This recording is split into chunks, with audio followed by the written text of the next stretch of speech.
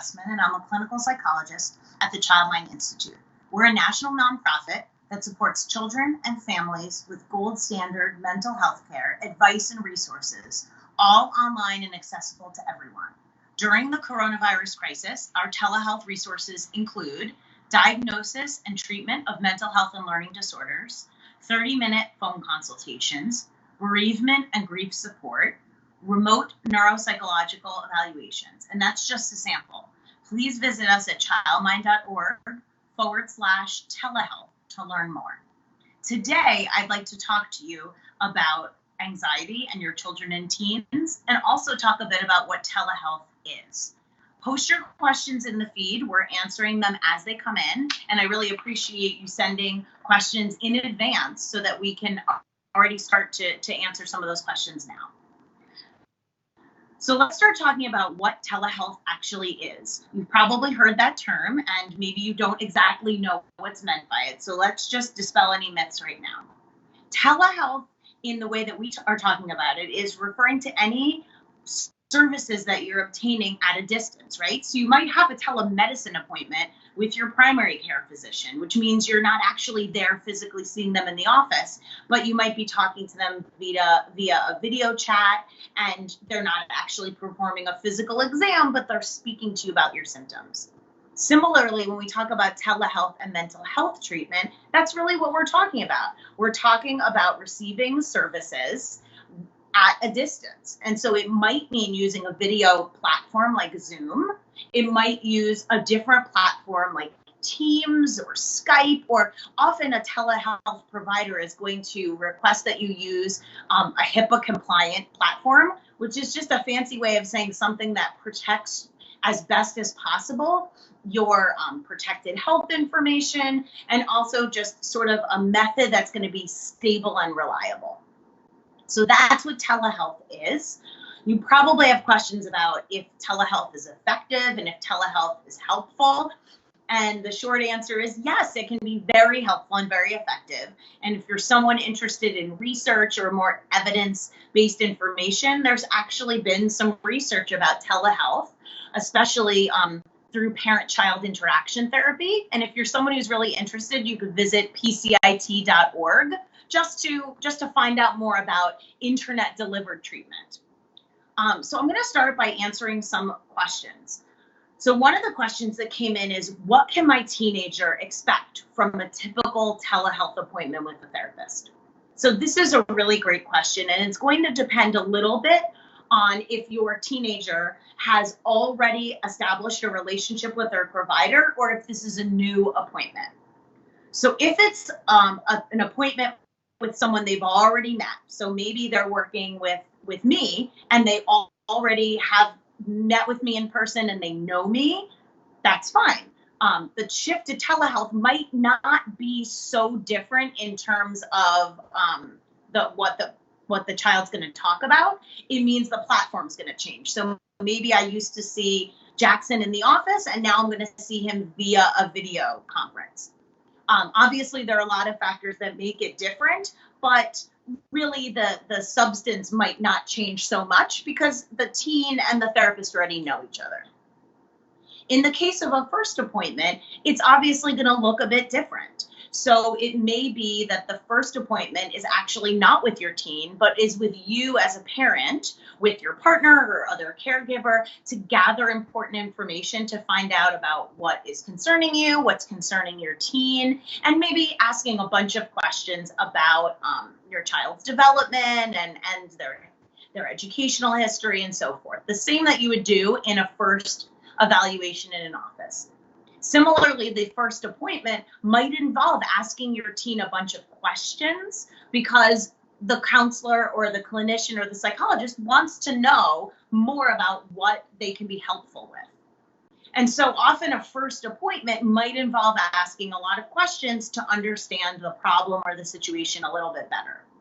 And so I think that the first thing you could tell your teenager in terms of a first appointment is just get to know the person that you're working with, answer their questions, ask questions if you have them, because those are really, really important. You're welcome for explaining about telehealth. I think it's really important to know what that is, right? Here's a really great question. My daughter is going to be doing teletherapy. We live in a small apartment without much private space. How can we help her feel like she's able to speak freely? Well, this is a really great question because privacy is really important and teenagers really need their privacy. And this actually has come up for us already in terms of how to address privacy. And so I have a couple of thoughts. One is that you can, first of all, use headphones for your teenager, and they don't have to be fancy headphones. Just something with a microphone is going to allow the sound to go right into their ears and not be broadcast. Because if you're like me, you have a loud projective voice, and you don't want to hear my voice in the kitchen. So that's one. The other thing is really finding a space that's going to work. And I'm going to kind of say something that you might think is a little strange, but it might mean that your teenager has private space in the bathroom or maybe in a space that's not their bedroom if it's a small apartment, but that's actually okay. I've done appointments in my, in a closet, in a bathroom. You got to do what you need to do, right? I'm not suggesting you have your teenager in a closet, but what I am suggesting is being flexible. So maybe it's a time, if it's a nice day, that you actually go on a walk outside around your block to give some privacy. Also, you can purchase, probably not for that much money, a sound machine, which you can plug into a regular outlet and just makes white noise. Another option is using just a fan. A cheaper version of a sound machine would be to put a fan outside the door, or even just play some music in the area where the other people are, like television or things like that. So those are some ideas. We have a question coming in that says, my therapist and my child's therapist have been kind enough to not only do telehealth weekly, but waiving their fees for the time being. So that's really an amazing and wonderful thing, and that's lovely on the practice's part. I will say that whoever those people are, that is wonderful that they're doing pro bono work. That's obviously not always an option, especially when you have practitioners who are also supporting their family during the crisis, but certainly different practices offer, so for example, we offer not what we call sliding scale fees, but we have clinicians at different price levels. And so often we can find a clinician to meet your financial needs. And so, one of the ways if you reach out at appointments at childmind.org and you want to make an appointment for telehealth, you can always say, are there clinicians with different rates? Because often the most expensive person doesn't mean that they're the best person. It just means that they're kind of older and have a lot more gray hair like me. So it's important to kind of ask what is available in terms of fees. Another really great question is, my son really loved his therapist before this began, but she isn't offering teletherapy. He's very depressed and resistant to starting therapy with someone new. Do you have any suggestions? Well, I think this is an important question, and it's kind of important on a bunch of levels, right? So the first thing is that if you have an established relationship with a therapist and your child is more depressed, and so when I see he's very depressed, that makes my ears say, I'm concerned. And so what would be important to do is reach out to that therapist and first maybe have a conversation and say, Travis, I just wanted to talk to you because I'm really worried about Johnny. He's not doing really well and he really misses his time with you. I know you said you weren't doing telehealth before, but given the current state, can you reconsider? I will say that because there have been some loosened restrictions, both within states and across state lines. So that's called like interjurisdictional practice, which basically, again, is just a fancy way of saying we rather people see clinicians in person, but right now, because of the crisis, we're going to be a little bit more flexible about how treatment is delivered. So maybe your clinician, it wasn't thinking she or he could do it before, but maybe can do it now. Another thought would be to reach out. For example, other places like ourselves might be offering consultations where you as the parent could have a consultation with a mental health professional to say, I'm worried about my son. Do you have any suggestions of strategies that might be helpful so I can support him? Another option would be to ask him if he would consider short-term work with someone via telehealth. So let's say that therapist isn't available to see your son. You might say, hey, to my son, do you think you would be willing to meet with someone briefly? And as soon as we can get back in the office to see your therapist that you feel connected to, we'll do that. But for now, we really want to get you some help so you're not feeling so depressed. So those are a few options and ideas that might be helpful. I'm just going to remind you, if you're tuning in now, you can absolutely type your questions. We're talking about telehealth. We're talking about anxiety. You can visit us at childmind.org/coronavirus or /teletherapy. I'm going to talk a little bit about just anxiety, and then I'm going to talk about some of the services for anxiety that we're offering at ChildMind. So one question is, how do I know the difference between anxiety that's reasonable and anxiety that's a cause for concern? So that is a really great question. And it's hard to know because isn't this really a stressful time? Isn't this really a time when we all are feeling anxious? So how do I know? And the answer is, yeah, it's hard. And so what I would say is a couple of things. If you notice that your child or your teenager or you are feeling a bit more stressed, and that's coming across in maybe a little bit of irritability or a little difficulty sleeping or just some trouble staying focused, and it doesn't seem to persist. Like it's here today, but I'm okay tomorrow, or it was maybe a day last week, but generally things are going along okay or well enough. That's, to me, not as cause for concern. So I'll use an example in my own life that yesterday my son was just kind of having a hard time around bedtime. He was kind of feeling a little more emotional than usual. And we kind of said, it seems like you're feeling a little more emotional than usual. I wonder if maybe you're tired.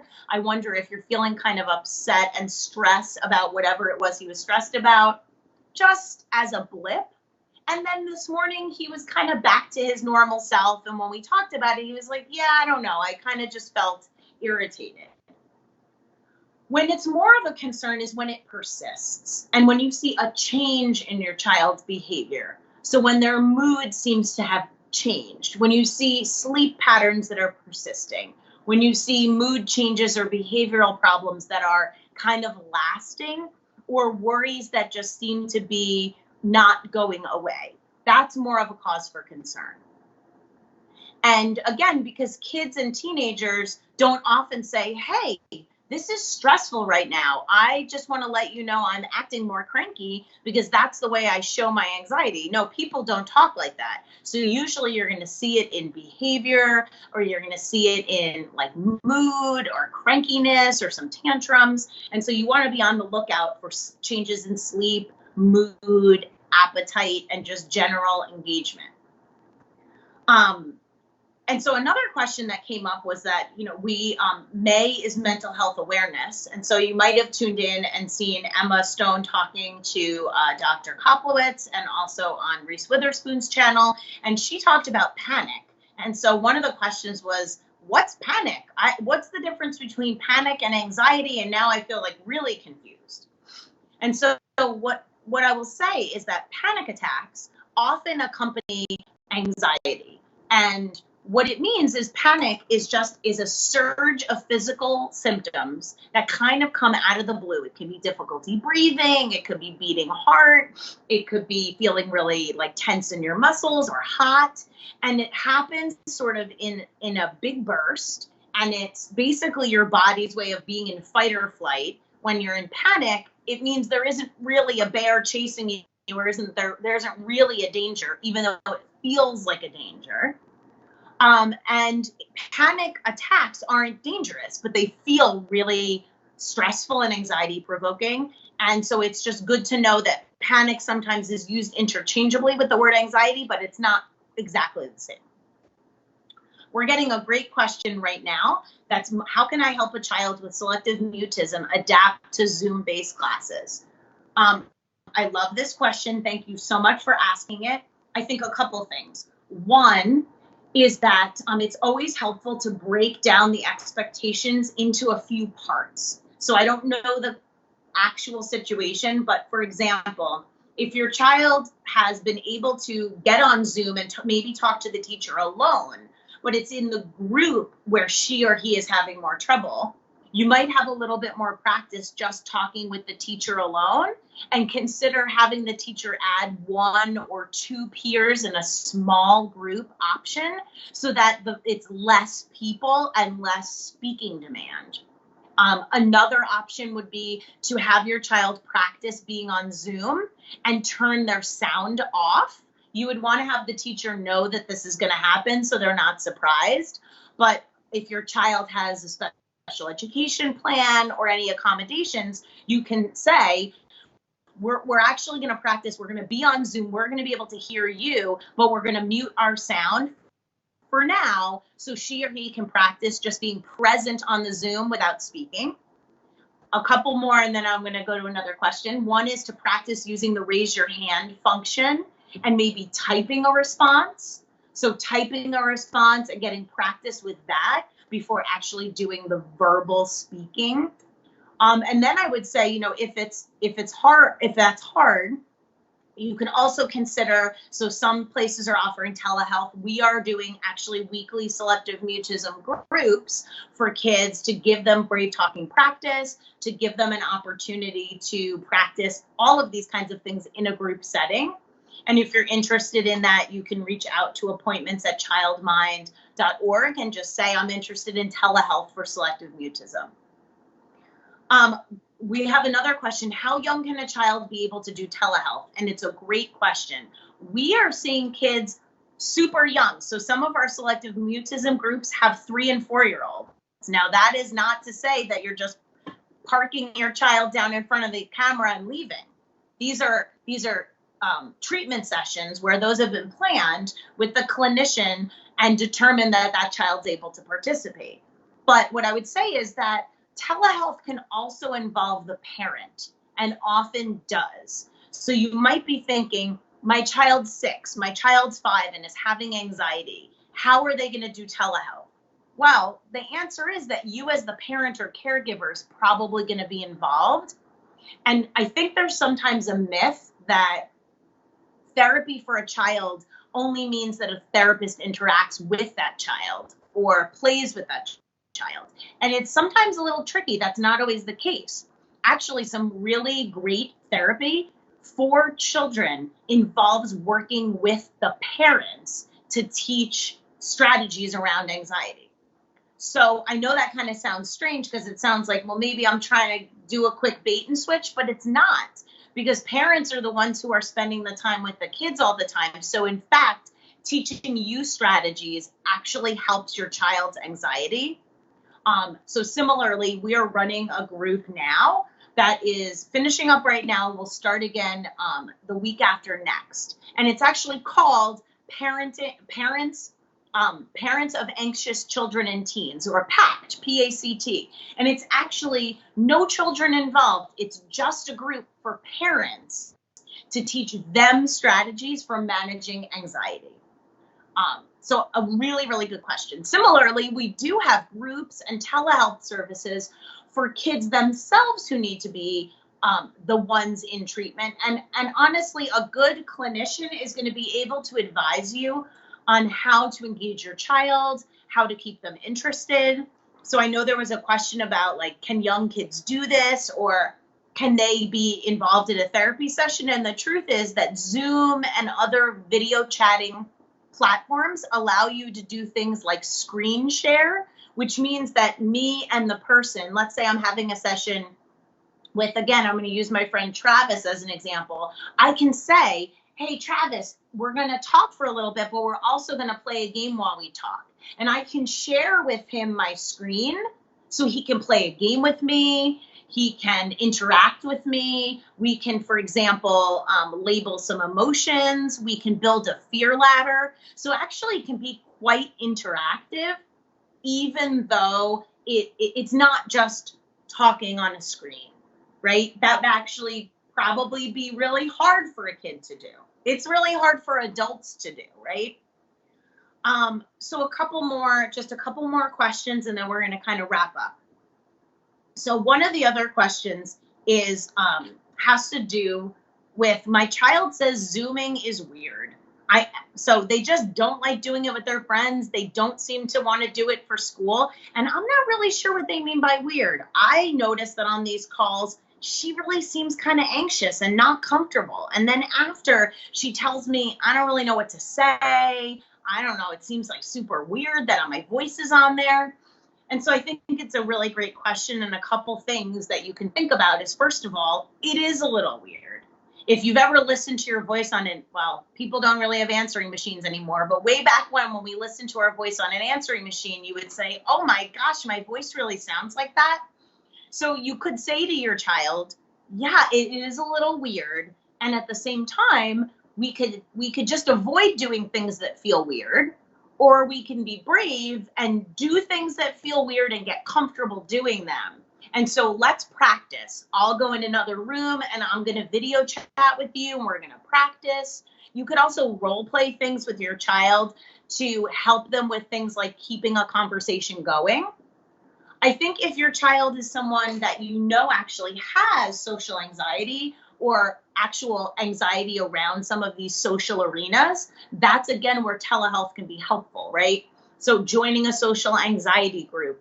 Our social anxiety groups right now don't have the practice of going out in public and ordering something at a restaurant because we can't do that right now. But we are doing a lot of virtual practice, a lot of conversation starters and endings.